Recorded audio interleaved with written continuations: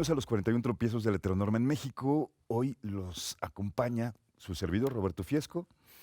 Y yo, Shivón Guerrero. Mara Fortes.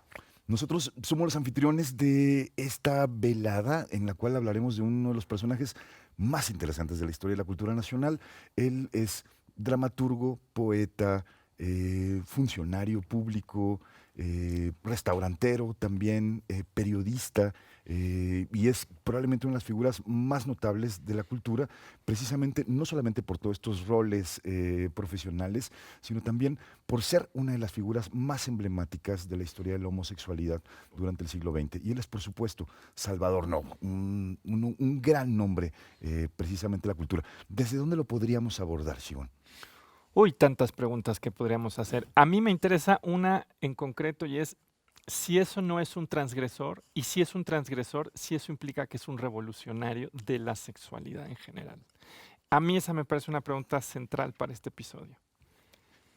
¿Por tu parte, Mara? A mí me parece súper interesante justo hasta qué grado la figura de Salvador Novo incomoda dentro de una tradición intelectual, dentro de una llamada izquierda política y también incluso dentro de las vanguardias artísticas contemporáneas a Salvador Novo y posteriormente, porque me parece también como una óptica interesante para ver el cruce de la sexualidad y la política en México en general, ¿no? Y cómo recuperamos también historiográficamente esas figuras.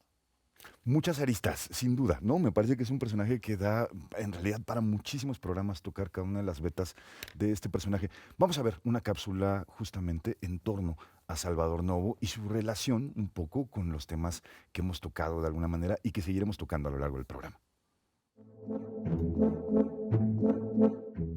Se levanta Salvador Novo, el cronista de la ciudad, en su casa de Coyoacán. Sale con su café a su jardín de enormes fresnos y múltiples flores. Hoy será rebautizada con su nombre la calle donde vive. Vendrán las grandes divas, María Félix, Dolores del Río y su madre. Recuerda entonces un fragmento de su libro, La estatua de sal, que por años ha circulado en fragmentos mecanografiados entre sus amigos. Por cuanto el profesor que venía a mi casa me hacía leer y me contemplaba. Una tarde se decidió a acariciarme y llevó su mano a mi bragueta. Con cautela me preguntó cómo se llamaba aquello. Yo le respondí que el ano, porque ese era el nombre que mi madre me había enseñado a darle al pene. Como no pareció conforme con aquella alteración de la nomenclatura anatómica, por la noche traté de certificarla con mi madre y le referí la enseñanza del profesor. Es bastante posible que su discrepancia haya provocado su despido.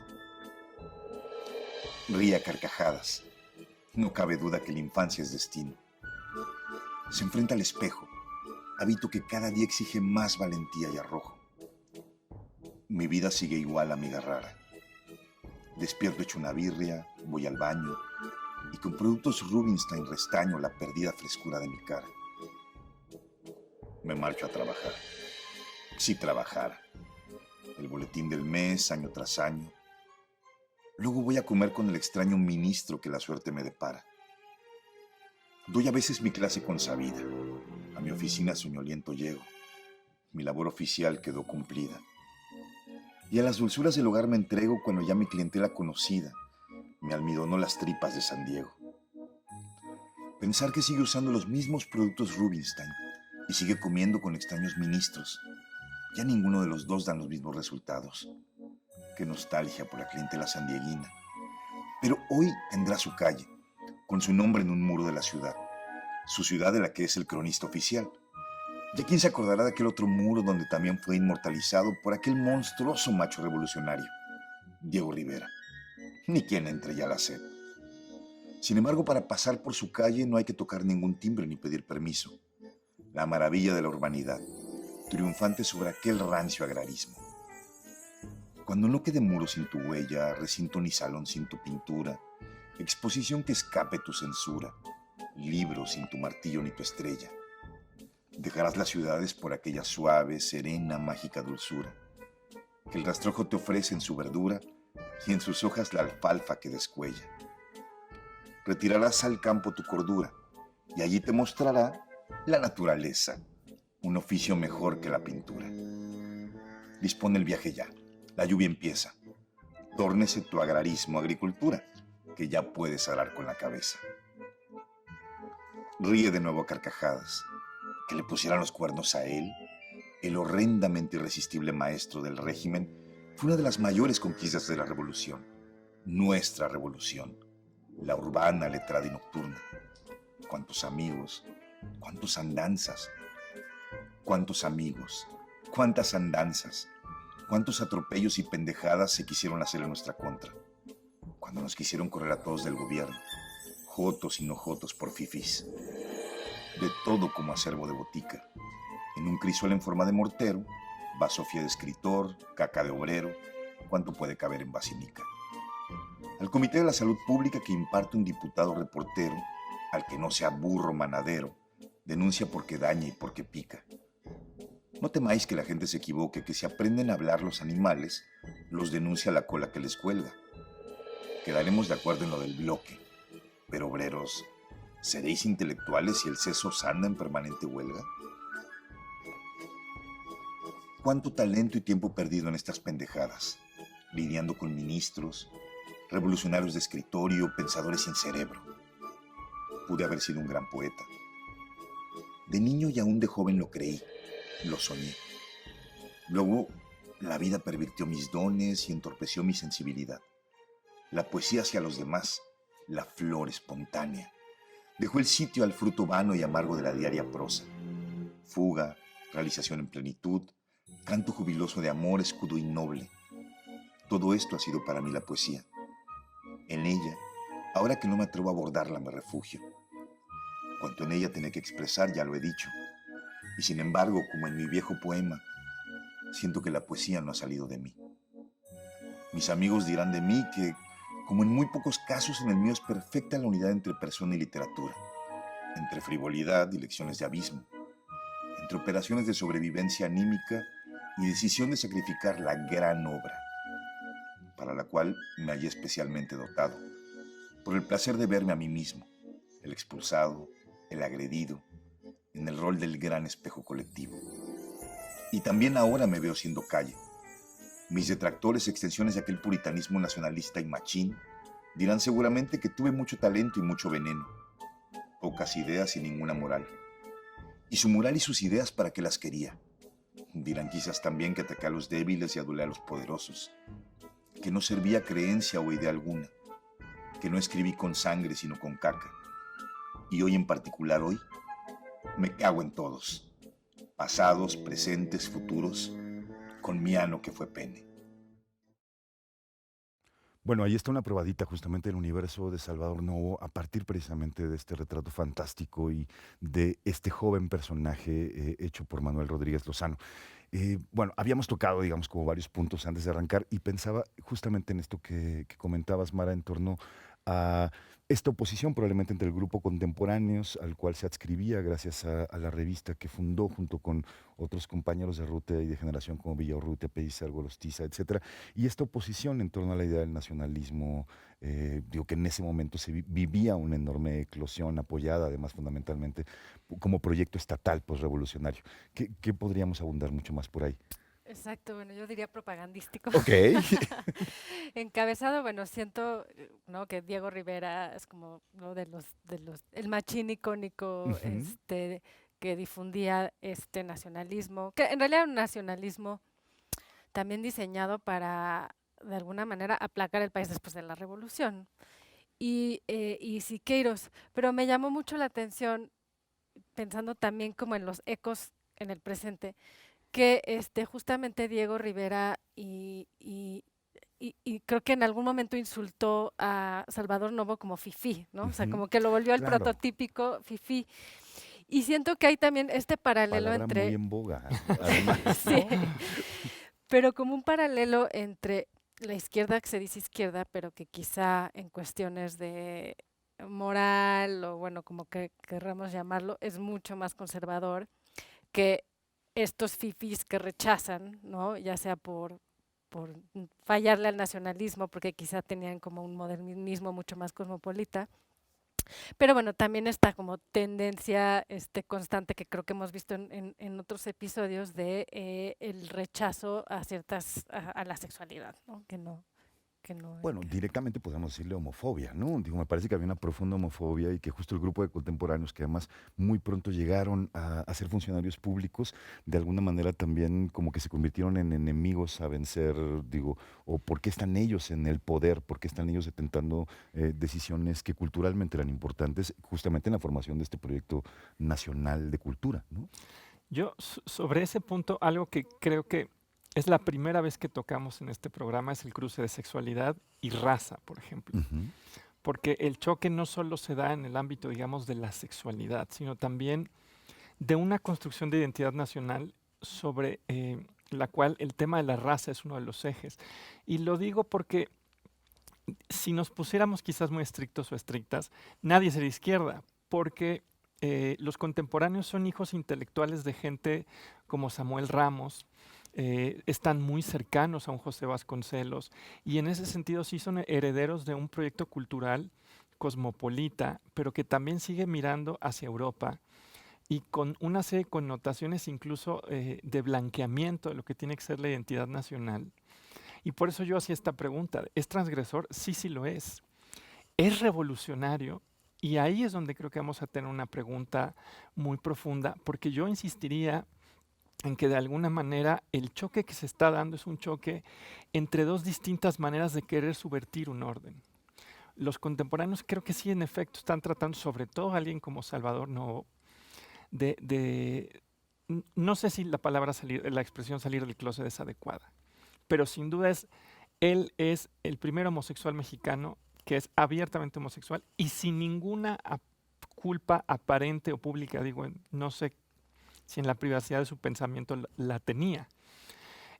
Pero todo su proyecto, de alguna manera, es un proyecto que es heredero de un proyecto de nación, donde yo no veo cómo podrías acomodar lo que quiere reivindicar el muralismo, por ejemplo. Que es esta idea de decir que fue de toda esa historia, digamos, indígena, que fue esta historia popular de México, ¿no? Y en ese sentido, sí creo que es un momento de la historia cultural de México que es apasionante. Un poco para llevar la contraria, sí, es que sí es fifí. Y orgulloso de serlo, además. Y orgulloso de serlo. Digo, que eso es lo que me parece fantástico. A mí me llama mucho la atención un trabajo muy temprano. Vamos a hablar mucho más de poesía, seguramente con nuestro invitado en un ratito, pero pensaba, hay una obra que además leí estando en la preparatoria que fue muy importante porque nunca había leído una obra de teatro de ese tipo, que es El Tercer Fausto, una obra que él publica en francés en el año 33, ¿no? Y que es la historia de la relación entre dos jóvenes, uno enamorado del otro, que piensa que no le va a corresponder y de pronto dice, como no me va a corresponder porque es heterosexual, le voy a pedir al diablo que me convierta en mujer, ¿no? Entonces, digo, lo convierte en mujer, ¿no? Y entonces cuando llega con él le dice, vengo para que te enamores de mí, su amado le dice, no, yo estaba enamorado de mi amigo, ¿no? Ese que quién sabe dónde está, pues, ¿no? O sea, que es una pequeña pieza, un pequeño juguete que hace, digo, el dramaturgo Novo quizás es como el más despreciado en general, incluso por la crítica literaria, pues, ¿no? No por la crítica teatral de su tiempo, pero sí es como el aspecto más descuidado del análisis de su obra en general. Ahora, digamos, como la tendencia es mucho más hablar de su poesía que hablar de eso. Sin embargo, alguien que tiene, digamos, como el valor de escribir en los años 30, pues, ¿no? Una obra que está hablando precisamente sobre la sexualidad, sobre la homosexualidad directamente, me parece que es enormemente trascendente. Y otro episodio, porque sé que no vamos a volver al teatro nunca más, es el de Los Signos del Zodiaco. Novo quizás no es el gran dramaturgo para la crítica de hoy, pero sí era un gran director teatral en su momento. Y entonces, Los Signos del Zodiaco, aquella obra quizás que parte en la mitad del siglo al Teatro Nacional, escrita por Sergio Magaña, es dirigida precisamente por Salvador Novo y es la primera obra teatral que pone a un homosexual en escena, ¿no? En el Palacio de Bellas Artes, con el escenario de una vecindad, digo, que eso sí empata de alguna manera, curiosamente, con la idea del nacionalismo, o sea, todo el mundo se refiere a esa puesta en escena como precisamente estos valores del muralismo plasmados en el escenario, y lo hace precisamente Salvador Novo con la escenografía de Julio Prieto, y es este personaje homosexual, que es uno de los personajes centrales de la obra, la primera vez que el público fifí que asistía a Bellas Artes, incluyendo al presidente Miguel Alemán y a todas las celebridades del momento que fueron a ver esa obra, digo, tienen enfrente de ellos, pues no a la orquesta dirigida por Carlos Chávez, sino a un personaje homosexual de una vecindad. Además, un personaje pobre, pues, ¿no? Ahí me quedo, ya. Fíjate, la primera anécdota me encanta porque me hace pensar en Jorge Cuesta, que también Claro. era parte de los contemporáneos y que era químico. Ujú. Y de hecho, en algún momento, él hizo una serie de sustancias que se estaba inyectando, porque él creía que su cuerpo se estaba convirtiendo en un cuerpo mujer. Ok. Y eso me parece una anécdota fascinante, porque te muestra un momento donde las identidades no están tan escindidas como ahora, ¿no? Ahora alguien diría la homosexualidad masculina no tiene nada que ver con esa experiencia, de alguna manera que quizás hoy estaría más cerca de una experiencia trans. Y sin embargo es que ahí se ve cómo los contemporáneos también eran hijos de la ciencia de su época, que incluso retomaban, y eso quizás no se ve tanto en Novo como se puede ver, por ejemplo, en Cuesta, en Elías Nandino, en esta influencia que tenía un saber endocrinológico, psiquiátrico, que incluso veía la homosexualidad como una especie de intersexualidad mental. Y sí me parece que esa anécdota del Fausto es muy interesante, porque quizás te muestra que la manera en la que ellos entendían su experiencia no se parece ya nada a lo que tenemos ahora. Bueno, hay que entender también que la etiqueta de lo gay no existía Sí, en los años 20, Claro. 30 del siglo pasado, ¿no? Es una etiqueta, por supuesto, mucho más reciente con la cual convivimos y nos parece ahora completamente normalizada, ¿no? Ok, vámonos a un corte y regresamos aquí a los 41 tropiezos de la heteronorma en México.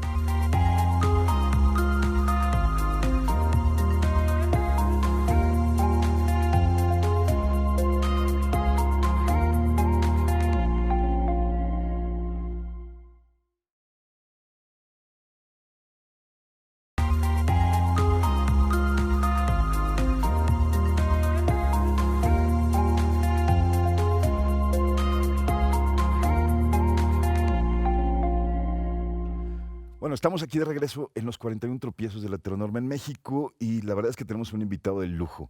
Es ensayista, es poeta, es un recién novelista, es por supuesto docente, egresado y profesor de la Universidad Iberoamericana y también egresado de la Universidad de Salamanca, que escribió además un libro con un título enormemente provocador, que si la cámara nos está viendo, dice Escribir con caca. Y él es, ya lo leyeron aquí, Luis Felipe Fabre, que nos acompaña a distancia desde su propio estudio para platicarnos en torno a Salvador Novo y específicamente también a los postulados de su libro. A mí, hola Luis, ¿cómo estás? Muy buenas tardes. Vale, A mí me qué gusto gustaría estar aquí. arrancar esta conversación preguntándote cómo llegas a Novo y por qué. Digo, ¿por qué decides escribir este ensayo? ¿De dónde parte la idea de acercarte, digo, a esta figura, digamos, seminal de la historia, no solamente de la literatura, sino también de la homosexualidad en este país? Pues mira, la verdad es que no sé, digamos, ¿no? Novo sí me ha parecido una figura fascinante, como dice un amigo, el poeta Juan Carlos Bautista, ¿no? Cuando se enteró que estaba escribiendo sobre Novo, me dijo, trátala bien, y me dijo, porque es la madre de todas nosotras, ¿no? Así es, ¿no? Digamos, yo creo que un poco por eso, ¿no? Digamos, aunque sea una madre, siempre es un misterio y una complicación, pero trátala bien, ¿no? Ok, hay un inicio en justamente que habla del cuadro aquel de Manuel Rodríguez Lozano y que tú empiezas a trabajar justamente sobre la idea de la analidad, ¿no? Eso va a ser un poco el postulado de todo el libro, ¿no? La idea de Ah, lo anal, la idea de concebir al poeta como un ser anal. ¿Nos puedes platicar un poco como de esta teoría y de la idea que tienes para construirlo? claro, bueno, siempre he creído, bueno, no siempre, pero bueno, conforme he estado en esto de la poesía, ¿no? Me he dado cuenta que, pues sí, hay una cosa invertida en la poesía, digamos, Platón le parecía una cosa de invertidos, ¿no? O sea, traicionaban la verdad por el vehículo de la verdad y además en vez de ser un medio, el poeta no, en vez de ser un fin, la palabra se convertía en un medio y el poeta se convertía en un medio a través del cual pasaba la palabra, lo cual le parecía una cosa de invertidos espeluznante y había que expulsarlos de la República. Nunca han sido muy bien vistos los poetas. No tiene Gerardo Denis, este poeta mexicano, ¿no? Tenía con bastante mala leche, tenía un texto que decía, ¿te gustan los atardeceres? Puto. ¿Te gusta ver las nubes? Puto. ¿Te gusta la poesía? Putísimo, ¿no? Entonces, bueno, creo que hay algo de eso, ¿no? O sea, no lo quiero contradecir, ¿no? Pero bueno, en el caso de Novo, particularmente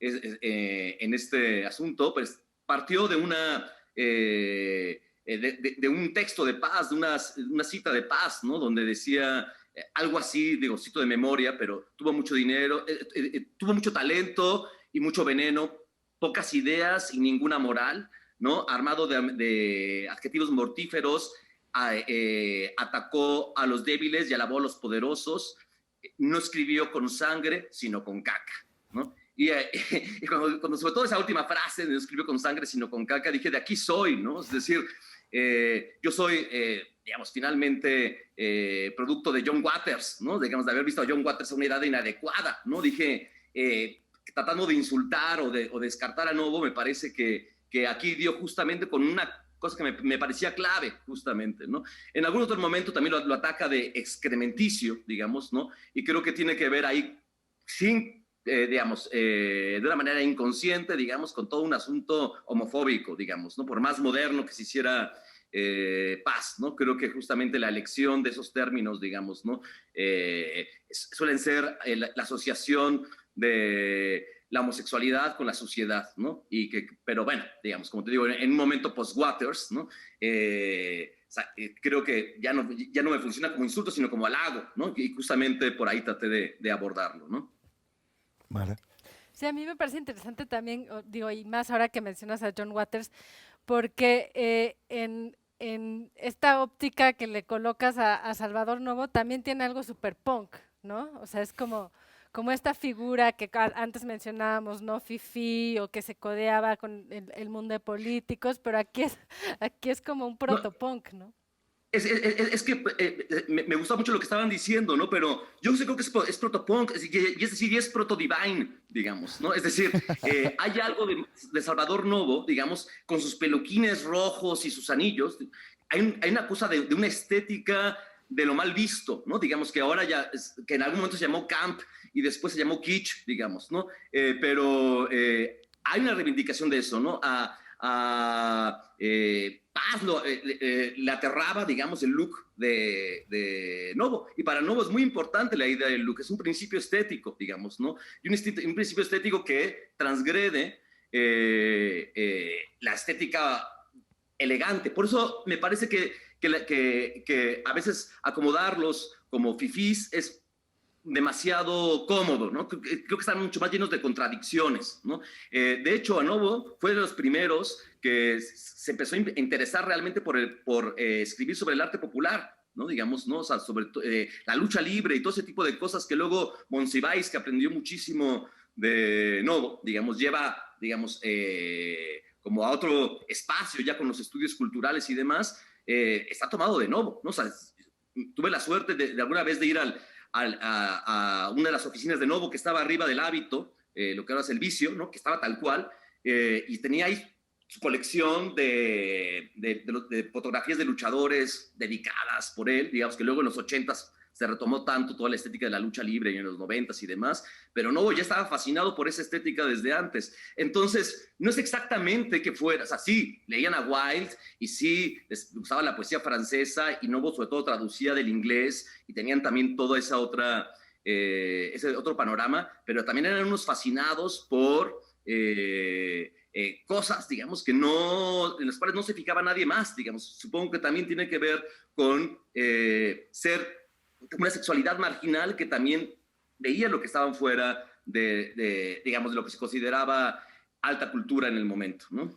Este aspecto performático que tocas, Luis, digo, de Novo, justamente, que tiene que ver con la manifestación pública, digamos, de su homosexualidad, de su amaneramiento. Nos has descrito parte, digamos, como de esta idea del look, que incluye cejas depiladas, maquillaje, por supuesto, cada vez que salía, etcétera. Pues, ¿no? Un caminar del cual, digo, algunos lo citan como que ondeaba de manera femenina, etcétera. Pues, ¿no? Digamos, todas estas características que lo convierten de alguna manera como en un personaje muy a contracorriente en la vida pública del momento, ¿no? O sea, en este mundo postrevolucionario que reivindicaba la virilidad y al macho emergido de la revolución, digo, lo convierte en alguien, en una especie de outsider que no es al final, ¿no? O sea, que no es, o sea, que es de alguna manera y que no es siendo un funcionario público, el gran amigo en realidad de la gran política y la gran aristocracia mexicana, el gran anfitrión justamente en su restaurante y en el Teatro de la Capilla, etcétera. Pues no, o sea, es capaz de moverse en mundos muy dispares aparentemente.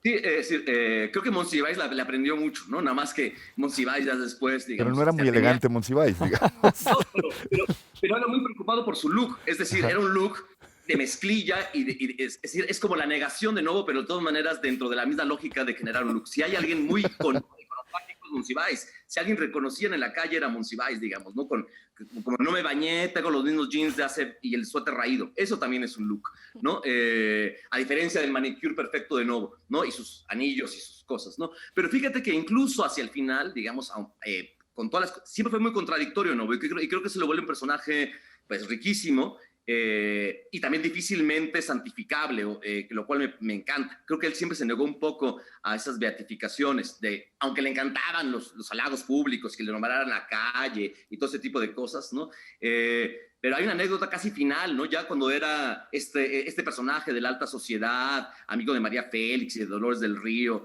lo cual se me hace muy Truman Capote también, por otra Claro. parte, que estaba en una cena ahí con puros políticos importantes y de pronto a la mitad de la cena saca una polvera y se empieza a polvear frente a todo el mundo, ¿no?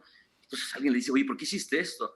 Dice, es que ellos se estaban acostumbrando demasiado a mí, ¿no? O sea, incluso en esos momentos, digamos, había algo que de pronto disruptivo ahí que le gustaba sacar de vez en cuando. Claro, no es la misma ferocidad que el Novo de la Juventud y hay momentos hiperpatéticos, digamos, pero que por otra parte, si uno lo leyera desde una óptica warholiana, por ejemplo, ¿no? Desde una lógica de superstars, digamos, creo que hay algo de nuevo, digamos, que se parece mucho a la lógica warholiana, ¿no? Digamos, de salir en televisión, de ser famoso, de la idea de la fama, ¿no? Y demás, ¿no? Entonces también creo que hay un componente ahí que no se ha acabado de ver, porque finalmente se le juzga desde una lógica otra vez muy ideológica, muy heterosexual, digamos, ¿no? Sin entender que incluso para Novo, estas cosas que se ven como traiciones ideológicas, tenía que ver básicamente con un performance de la frivolidad, ¿no?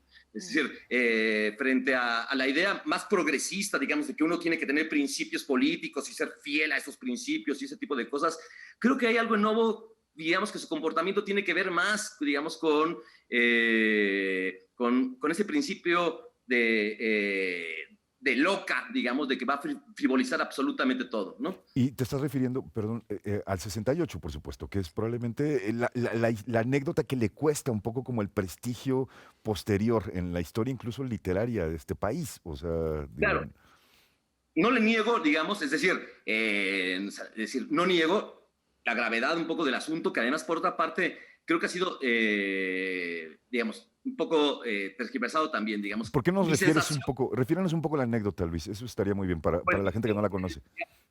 Él, por supuesto, estaba fascinado de ser amigo de Díaz Ordaz, ¿no? Le regalaba corbatas y se emocionaba.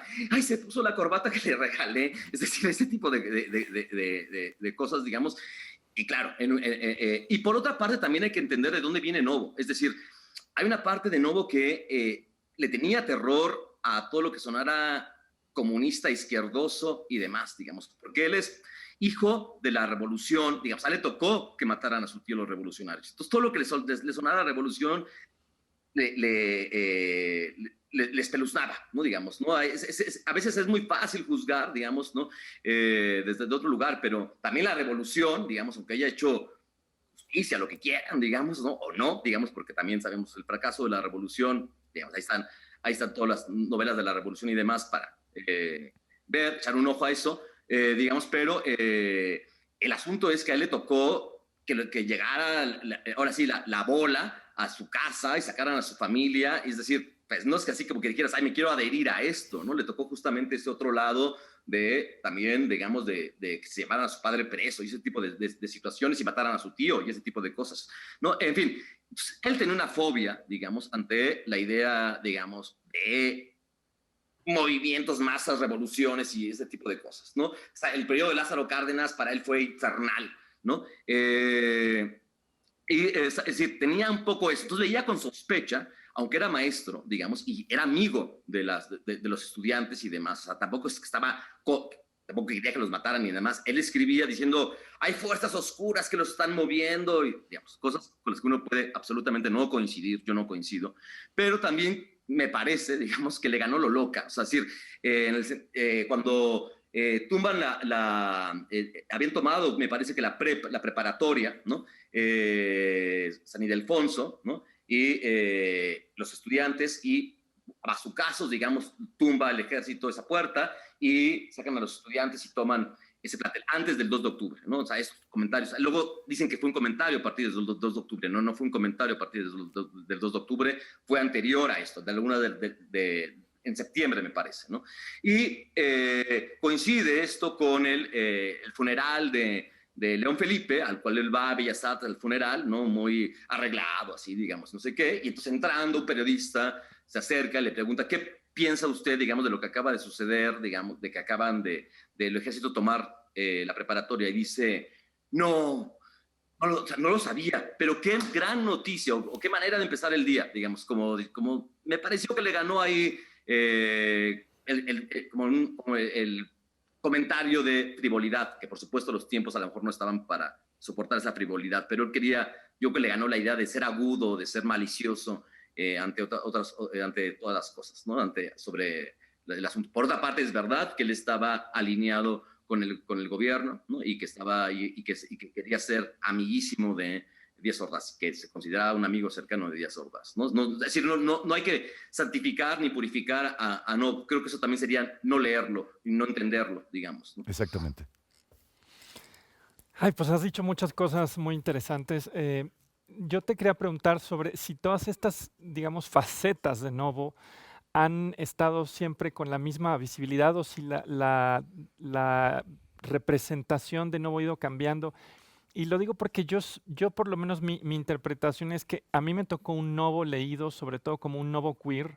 Este Novo, ya lo decías tú, un Novo anal que rehabilita la erótica del sexo anal, que no tiene ningún pudor con tomar esta acusación de ser excrementicio y de alguna manera jugar con eso. A mí me tocó una especie de Novo leído desde la teoría queer, donde es leído precisamente en su performance, como lo queer antes de lo queer, pero también aludías a otras facetas, por ejemplo, la faceta de Novo Camp y quizá de los límites políticos de lo camp, con este triste episodio, escandaloso episodio.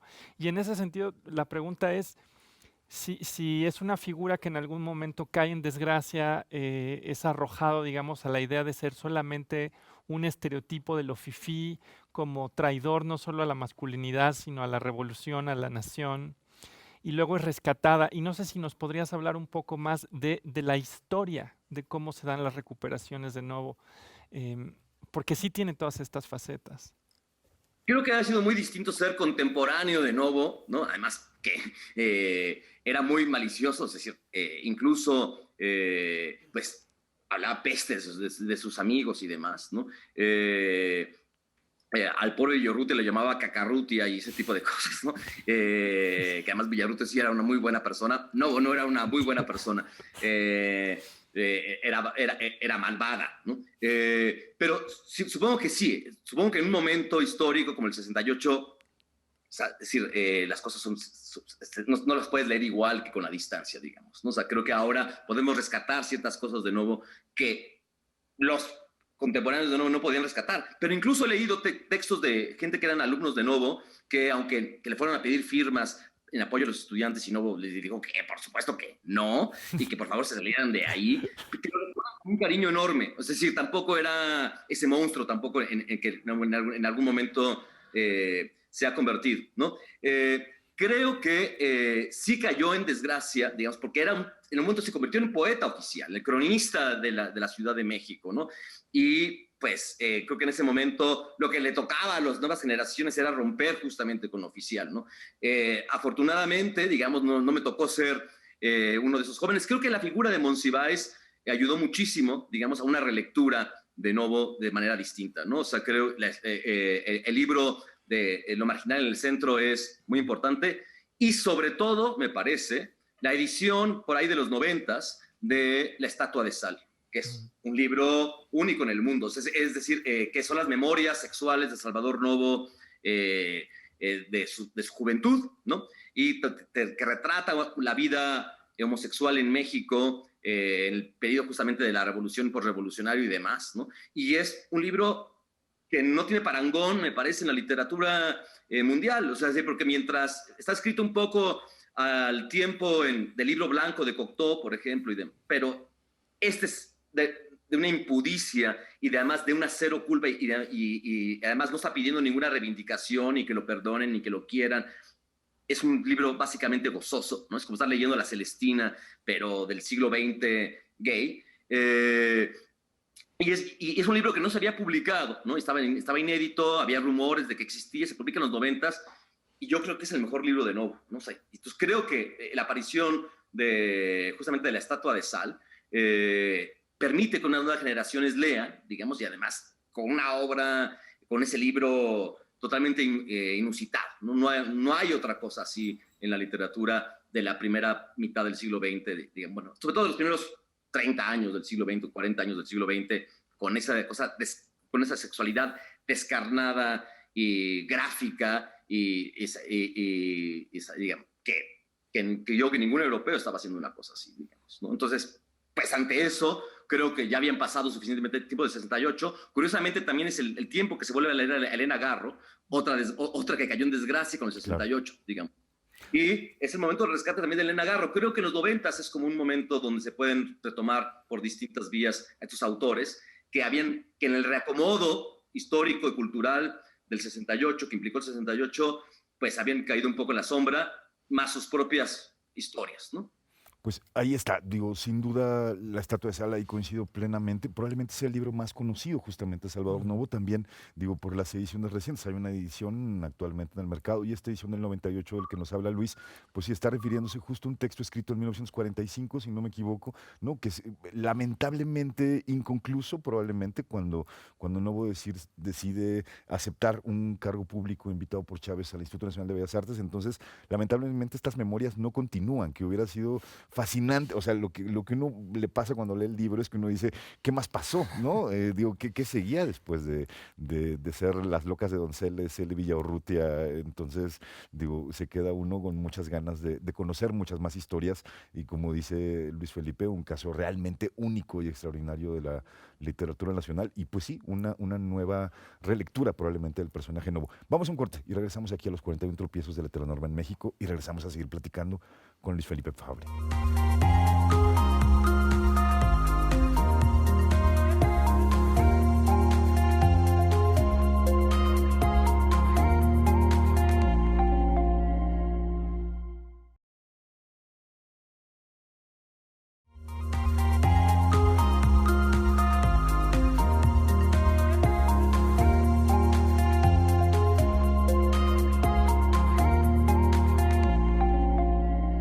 Estamos de regreso en los 41 tropiezos del heteronorma en México y estamos platicando con Luis Felipe Fabre, autor de Escribir con caca, un libro que decía hace rato tiene un título que es realmente una gran provocación. Y pensaba, digo, yo lo anunciaba un poco al principio que no íbamos a volver a hablar del teatro, pero sí íbamos a hablar de la poesía. Y a mí me gustaría mucho preguntarle a Luis justamente como estas dos vetas poéticas probablemente que podemos identificar, digo, estoy reduciendo todo muchísimo, digo, en realidad todo este mundo poético del inicio, esta cercanía con García Lorca, además estos primeros libros, Nuevo Amor, ¿no? Digo, donde hay poemas que aún siguen leyéndose incluso, pues, ¿no? Y después como ese mismo nuevo poeta abandona como esa línea y es recordado mucho más por esta otra línea satírica de poesía, ¿no? Que probablemente parta públicamente con La Diegada y que, bueno, va a ser, digamos, digo, algunas formas muy clásicas como sonetos, digo, en torno a cosas durísimas y autoescarnecedoras, digo, que son muy potentes, muy graciosas en mucho sentido, con mucho sentido del humor y también con mucho sentido de la autocrítica de su físico, de lo que es como poeta, etcétera. Cuéntanos un poco del lado poético de Novo. Bueno, pues, no, es un poeta enorme, ¿no? O sea, y tiene además un rango inusitado, ¿no? O sea, me parece que también hay una especie de promiscuidad estética en Novo, ¿no? O sea, creo que puede tocar, digamos, puede ser unos poemas, digamos, sublimes, ¿no? Y los más escatológicos que quieras, digamos, y claro, llenos de sentido de humor y durante mucho tiempo, esos poemas satíricos de Novo nada más circularon como secreto, luego hubo algunas ediciones y se conseguían en librerías de viejo. Ahora, afortunadamente, Alias acaba de reimprimir Sátira, que ahí reúne parte de la producción de Novo, que es enorme, ¿no? Y hay muchos poemas dispersos todavía de Salvador Novo, ¿no? Y que son justamente los que más angustian a todo el mundo, porque además no deja títere con cabeza, ¿no? O sea, ahí contradice un poco lo que Paz quería decir, que nada más alababa a los poderosos, ¿no? Pues decir, meterte con Diego Rivera en su momento era meterte con, o sea, con el mero de las artes en México, o sea, no es que fuera exactamente alguien débil, ¿no? Y claro, y también Monsiváis habla mucho de que ahí está la lógica del autoescarnio que acabas de mencionar, tenía que ver con una especie como de autodegradación, digamos, para que no te pudieran degradar, con una especie de defensa en el habla de las perras, ¿no? Digamos, ¿no? Que durante mucho tiempo el perreo era una estrategia de sobrevivencia, explica Monsiváis. Yo creo que también hay una especie de exhibicionismo, ¿no? Es decir, también no solamente una especie de autoescarnio, sino también de gozo desde esa otra estética, ¿no? Digamos, ¿no? De una estética muchísimo más transgresora, ¿no? Que escapa justamente a las normas de lo que se supone que es, o sea, no solamente es la idea de que se está degradando o está mostrándose con crítica a sí mismo. Creo que hay una parte también ahí de placer de mostrarse así, digamos, ¿no? Y claro, ahora, son poemas, las sátiras, son poemas que no buscaban la trascendencia, son poemas de ocasión, escritos contra alguien que le dijo algo y demás, lo cual me parece muy gay, ¿no? Me parece que justamente la idea de no hacer una gran obra, ¿no? Sino hacer una obra caduque, tiene que ver con una idea mucho más con una concepción mucho más homosexual del mundo, ¿no? Digamos, ¿no? O sea, para los heterosexuales estará como escribe un libro, planta un árbol y tiene un hijo, digamos, ¿no? Y creo que justamente la idea, el paso de nuevo de la obra trascendente, digamos, con la que empezó de escribir estos grandes poemas sublimes, a irse hacia una poesía de ocasión, digamos, ¿no? Me parece que es muy gay, ¿no? Desde el sentido de no dejaré descendencia, no dejaré nada trascendente, digamos, ¿no? Es solamente un encuentro casual con la poesía. Bueno, a mí me gusta retomar algo que había mencionado Shivón, pero que también mencionaste brevemente, y es la obsesión de Novo también por la cultura prehispánica, ¿no? Y voltear hacia el pasado, que es como lo que le llamaba la atención, o cómo también me parece interesante como un contrapunto, digamos, al proyecto revolucionario del muralismo y la manera en la que retomaban el indigenismo y la cultura. Es que creo que, es decir, que a veces hacemos una oposición muy simplificadora entre, digamos, ¿no? Lo cosmopolita, lo cual eran tachados los contemporáneos, y el arte revolucionario, viril, nacionalista, digamos, ¿no? De los muralistas, ¿no? Varias cosas. En primer lugar, Novo y Diego Rivera eran amigos, y todos los contemporáneos eran amigos. Es decir, creo que también, como todo, digamos, es decir, sacaron los insultos homofóbicos en el momento que les convino por cuestiones de poder, digamos, ¿no? Pero en la vida privada todos se llevaban bien hasta que, digamos, no había ningún problema, digamos, ¿no? E incluso, bueno, es decir, pues Frida era bisexual, digamos, claro, supongo que para un machín como Diego Rivera, pues la bisexualidad femenina no es tal, digamos, ¿no? Sino es más una fantasía heterosexual, probablemente. Pero, pues sí tenía una esposa queer, digamos, Diego Rivera, con bigotito. Es decir, las cosas no son tan rígidas de pronto, y menos en México, digamos, ¿no? En México todo es mucho más negociable, ¿no? Me parece, ¿no? Y creo que a veces tenía que ver más un asunto político, un asunto de que tenían demasiado poder político el grupo de los contemporáneos en un momento determinado, y entonces la manera de echarles la gente en contra era sacar los insultos homofóbicos, ¿no? O sea, creo que por ahí hay. Pero, es decir, y creo que, bueno, por una parte también estaba el asunto de la estética oficial como nacionalista, pero Novo, por ejemplo, un poco escribe una serie de poemas que no son los satíricos, preciosos, que se llaman los poemas proletarios, ¿no? Que está hablando de la misma gente que retrata Diego Rivera, ¿no? Los soldados, ¿no? Los cadetes y estas cosas, nada más que los hace no desde la ideologización de Diego Rivera, sino del contacto íntimo, ¿no? Es decir, algo que había en el mundo gay es que el asunto de las clases, que es tan claro desde una ideología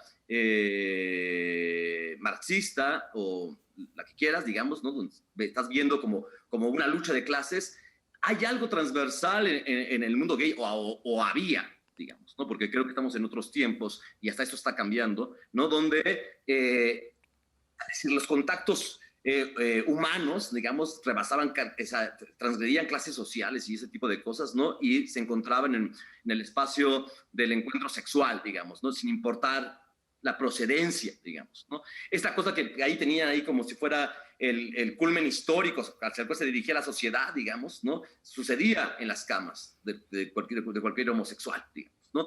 Y entonces en esos poemas, los poemas proletarios, ¿no? O sea, lo que en Diego Rivera es un arquetipo ideológico, ¿no? El pueblo triunfando y llevando, ¿no? Digamos, en la gran marcha de la historia, ¿no? En Novo era... O sea, te dice a qué olía digamos, ese proletariado que Diego Rivera entronizaba, digamos, ¿no? El chacal. Exactamente, digamos, ¿no? O sea, entonces, o sea, no le van a venir a contar y a decir él, digamos, ¿no? Que era, es decir, que eran fifís y que nada más eran blancos con blancos y demás, ¿no? Es decir, con quién comía y con quién se acostaba y con quién platicaba, ¿no? Ahí me preguntaría yo, ¿cuál sería la mirada más racializada, ¿no? Si la que lo idealiza o el que se acuesta con él, ¿no? Digamos, ¿no? Y lo huele y lo lame, ¿no? Uy, has dicho como 10,000 cosas como para seguirnos 10 horas, pero eso no se puede. Entonces, sí quiero rescatar dos cosas que dijiste que me parecieron muy potentes. Una es esta idea de como una renuncia a la futuridad en Novo. Y hace rato yo te decía que se le lee desde lo queer, por ejemplo, ahora nos pasa mucho. Y eso también es un tropo recurrente, la idea de la no futuridad de lo queer, y veo que la volvemos a encontrar allí y que de alguna manera también es subversiva. Aunque yo quiero insistir con este punto por ejemplo, esta frase que circula mucho de sexo anal contra el capital. De repente la vemos en las marchas, esta reivindicación donde parece que reivindicar el erotismo del ano y de alguna manera es un acto político tremendamente subversivo. Y sin embargo, gente como Nancy Fraser llega y dice, no, espérense tantito, el capital se lo come todo, ¿no?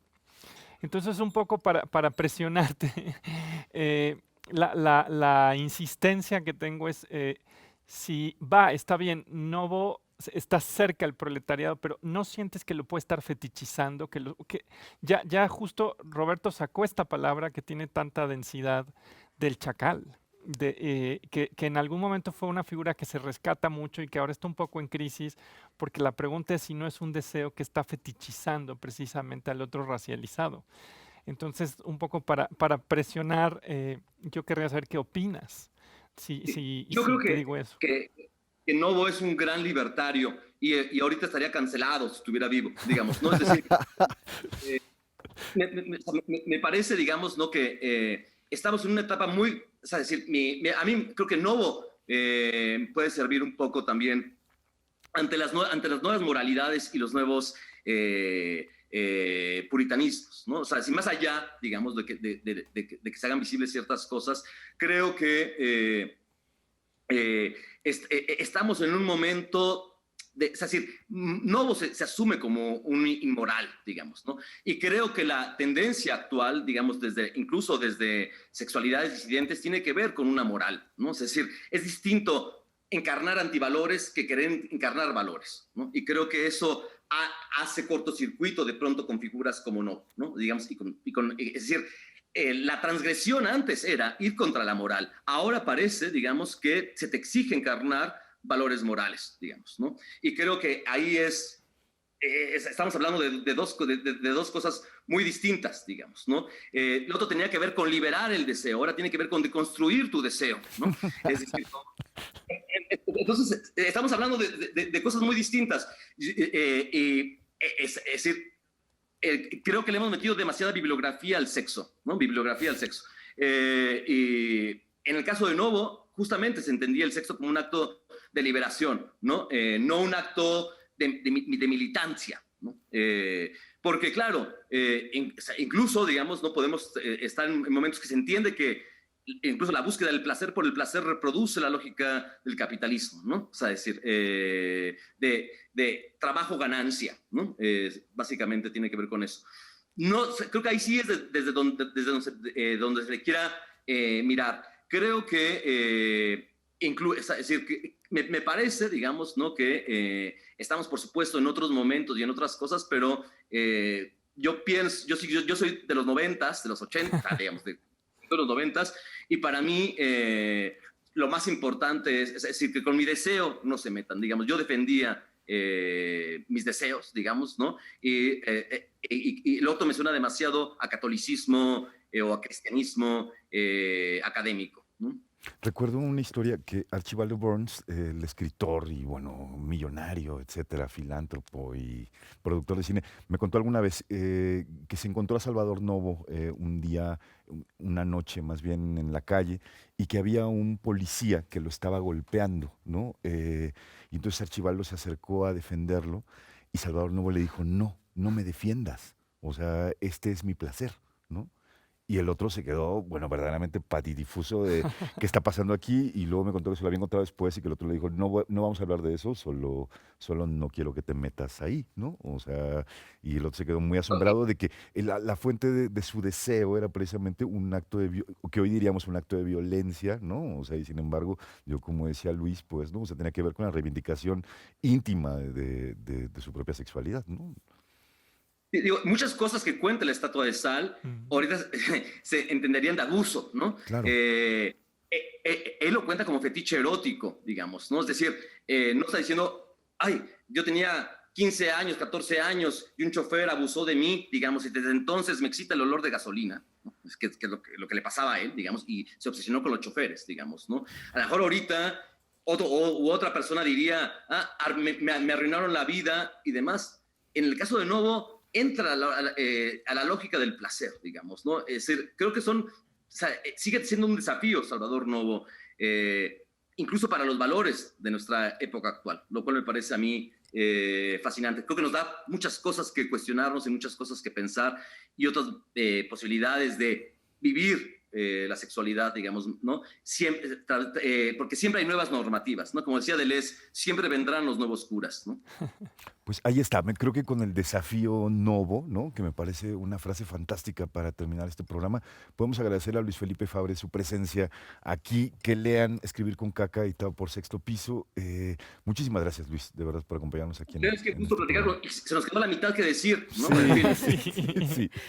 Sí, lástima, pero estaría buenísimo dedicarle otro programa a Salvador Novo en algún momento, poder revisitar a lo mejor directamente La Estatua de Sal, que creo que pues, es un libro fundamental para entender justamente la cultura LGBT incluso de hoy, ¿no? Y cuestionarnos como me parece que lo hemos hecho a partir de lo que hemos conversado hoy.